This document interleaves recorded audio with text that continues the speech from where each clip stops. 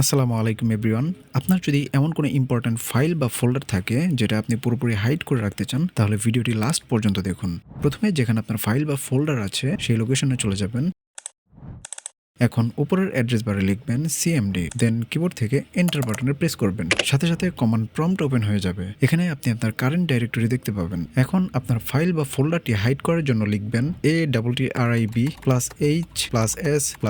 তারপর ফাইল বা ফোল্ডারের নাম। যদি ফাইল হয় তাহলে এক্সটেনশন সহ লিখবেন, আর ফাইল বা ফোল্ডারের নামের মধ্যে স্পেস থাকলে নামটা কোটেশনের ভিতরে লিখবেন। এবার কিবোর্ড থেকে এন্টার চাপলেই আপনার ফাইল বা ফোল্ডারটি পুরোপুরি হাইড হয়ে যাবে। এখন যদি আপনি আনহাইড করতে চান তাহলে কমান্ড প্রম্পটে লিখবেন ATTRIB-S-R,